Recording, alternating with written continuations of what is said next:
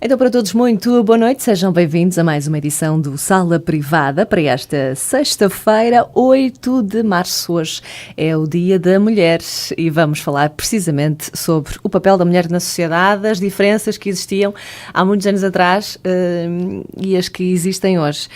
Comigo, como sempre, a Isabel. Isabel, explica-nos lá, assim, de uma forma geral, o que nós vamos falar hoje. Sim, olá, boa noite. Sim, hoje, por ser Dia da Mulher, acho que é interessante trazer aqui um tema que eu acho que é importante, que é o papel da mulher na sociedade e na família, não é?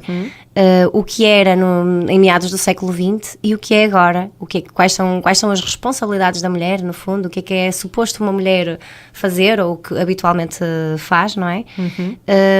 E porquê que surgiram determinadas transformações, o que é que fez com que surgissem tantas transformações, porque o papel da mulher é muito diferente nos dias de hoje. Ou seja, o que é esperado que uma mulher faça e o que são os objetivos de uma mulher nos dias de hoje são muito diferentes dos objetivos que uma mulher tinha em meados do século XX. É óbvio que vamos falar aqui de uma maneira geral, não significa que todos os casos correspondam, ou seja, que todas as mulheres correspondam ao que vamos aqui retratar, mas na verdade, pensando na sociedade portuguesa, isto relata o que é o mais comum no século XX, o que era o mais comum, e o que é mais comum nos dias de hoje, do que é esperado do papel da mulher. O que é que tu pensas, isto agora aqui uma à parte, sim. uma à parte, para saber da tua opinião, sobre se festejar o Dia da Mulher? É assim, eu realmente acho que o Dia da Mulher devia ser todos os dias, porque eu acho que nós estamos presentes e somos uma peça fundamental na sociedade e nas famílias, não é? Acho que temos um papel tão importante, tanto na relação conjugal como na relação com os filhos e pensando até nas tarefas de uma casa, acho que continuamos a ter um papel tão importante, que a falta da mulher causa um impacto tão grande que logo por aí justifica que a mulher seja importante todos os dias e não apenas no dia 8 de março, não é? Exatamente. Para além do terreno que eu sinto que nós estamos a conquistar, e até mais ou menos rapidamente, se pensarmos bem, tem sido uma evolução muito grande do papel da mulher na sociedade, e há várias empresas que neste momento são lideradas por mulheres, não é? Há muitas mulheres em cargos de gestão, altos cargos de gestão, e em cargos muito importantes da sociedade, mesmo até cargos políticos. Portanto, isto só mostra que nós somos um ser cheio de poder. Sem dúvida. E que deveríamos realmente a nossa existência deveria ser celebrada mais vezes e não apenas no dia 8 de março.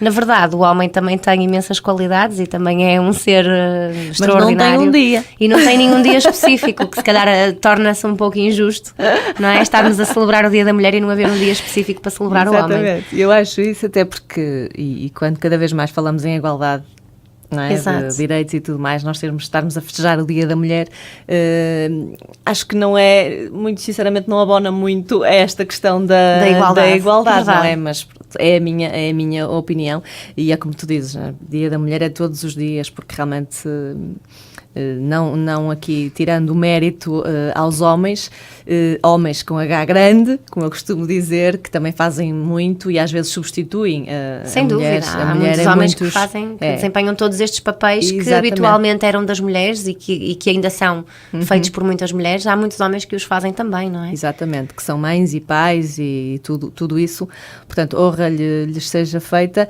mas realmente a mulher é aquele ser, pronto, especial e ao mesmo tempo complicado, não é? Também, mas quase que exige um manual específico. Exatamente, para se compreender. Mas a piada toda está aí, não é? Claro, é um desafio, não é? É um desafio constante perceber o que vai aqui na nossa cabecinha às vezes, não é? Claro, isto não é sim. Tudo preto e branco, temos aquelas zonas cinzentas e às vezes não é fácil. É verdade. Não é fácil, mas bom... comemorações à parte, vamos realmente ao que interessa e focar-nos então neste tema, que é realmente o papel da mulher na sociedade ao longo dos anos. Exatamente. Então é assim, realmente são vários os autores que estudaram qual era o objetivo de vida das mulheres em meados do século XX e constataram que para uma grande maioria das mulheres nesta altura, isto anos 50, anos 60, cá em Portugal, o objetivo era casar. Este era o objetivo principal. Portanto, elas eram adolescentes, não é? E o objetivo não era terem uma carreira profissional fantástica, o objetivo era casar e terem a sua família, não é? Terem filhos, terem uma casa para cuidar. Era muito este o objetivo das mulheres naquela altura, porque o casamento era visto como estabilidade, não é? Uma vez que geralmente as mulheres não trabalhavam e dependiam muito dos seus maridos para viver, e então se não casassem, não iriam cumprir então o seu destino e iriam ficar desamparadas, não é? Iriam ser mal vistas pela sociedade, iriam ser vistas como solteironas ou como mulheres encalhadas ou que ficaram para tia, não é? Utiliza-se estes termos que são muito depreciativos. E hoje em dia, quer dizer, isto já não acontece, não é? Já não há uma carga... Já é perfeitamente normal a escolha da mulher em estar sozinha. Claro que sim, já é algo que é bastante aceito e não é tão desrespeitado. Ainda há algumas críticas, normalmente de pessoas que lá está, que são mais velhas, não é? As pessoas mais novas não... Exatamente. mas nesta altura, ou seja, não, uma mulher é uma diferença abismal, acho que sem dúvida, não é? Estamos a falar de mulheres que teriam cerca de 20 anos em 1950, por exemplo, portanto são mulheres que nasceram nos anos 30, não é? Estas mulheres que nasceram nos anos 30 e nos anos 40 também, o objetivo não era terem uma carreira profissional, não era terem um cargo importante ou terem um bom ordenado, não, era arranjarem um bom marido que lhes desse estabilidade financeira e com o qual tivessem filhos e terem uma boa casa para cuidar e tratarem do lar. Este era o grande objetivo de vida. E se lá está, se este objetivo não era cumprido, elas socialmente iriam ser muito mal vistas e pronto, não iriam ser respeitadas. E daí haver na altura também os casamentos serem uma coisa assim um bocadinho mais arranjada. Arranjada precisamente pais. Porque não, a minha filha não vai ficar sozinha, portanto vamos aqui ver com os amigos quem é que nós arranjamos para... E que seja um homem decente, e que até seja de boas famílias, ou que seja trabalhador, não é? Tudo isto era importante. Muitas vezes não era uma escolha da mulher, efetivamente, era um casamento arranjado. E de qualquer das formas, para as mulheres também o amor não era uma coisa que entretanto surgia. Sim. Não era tão necessário que existisse aquela faísca inicial por alguém. Embora, claro que houve casos em que isto acontecia, não é? Exceções, mas na maior parte dos casos isso não acontecia. Exato, não acontecia, já era filho de alguém conhecido e pronto, já se sabia que muito provavelmente iria ser aquela pessoa com quem iam casar e isso era respeitado porque era visto como uma decisão dos pais para um bom futuro daquela jovem e ela respeitava, não é? E percebia, ok, os meus pais querem o melhor para mim e se esta é a pessoa melhor, então eu vou respeitar e vou aceitar que seja desta forma. Nem sempre era visto de uma forma tão tranquila, claro. Não é? E certamente houve muito sofrimento em muitas mulheres que casaram contrariadas, não é? E que muitas vezes diziam, porque até liam histórias e queriam viver um amor, e havia muito aquela ideia, não te preocupes, o amor há de vir, não é? Tu vais ver que quando estiveres com ele e as coisas vão surgir, o sentimento vai surgir e vais ter filhos e vais gostar muito deste homem. E sim, e muitas vezes, em muitos casos, o amor surgia, ou muitas vezes era quase mais um sentimento até de gratidão pela vida que tinham, pela estabilidade que tinham e pela família que tinham conseguido construir ao lado daquele homem, que muitas vezes era isso que surgia. Sim, agora, falamos da mulher e do homem que sentia o mesmo, não é? E do homem, ser claro. Obrigado, entre aspas, a casar com aquela rapariga. Mulher. Exatamente. Sim, exatamente. Mas para os homens também era importante haver aqui alguma estabilidade, também era um objetivo de vida, não é? Exatamente. Não era o único, mas era importante terem uma mulher que desse suporte, não é? Com quem constituíssem uma família, porque também seriam mais respeitados socialmente. Sim, por terem ali uma estrutura, ali uma família, não é? Isto era algo que era importante para um homem de sucesso, com a sua carreira, ter ali alguém que lhe desse este amparo também. Agora, havia aqui um rol enorme de regras que eram exigidas a estas mulheres antes e durante o namoro, não é? Quando começavam este namoro.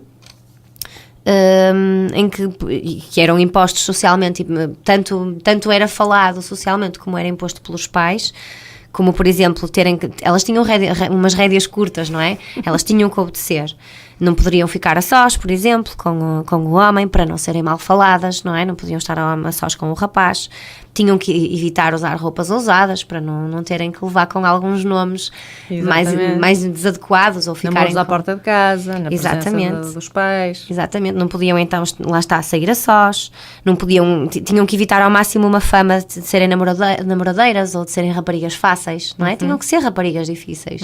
Por muito que até estivessem interessadas no rapaz, elas tinham que se mostrar raparigas difíceis. E mesmo que o casamento estivesse marcado, elas tinham que evitar estar a sós com o namorado, era algo muito importante. Isto era a forma que existia de garantir uma pureza, neste caso a virgindade, não é, destas mulheres, o que também nem sempre acontecia, não é? Exatamente. Mas socialmente tinha que passar a imagem de que estas mulheres eram completamente puras e que iam virgens para o casamento. Isto era também uma imposição não apenas da sociedade, mas com muita força da parte religiosa também.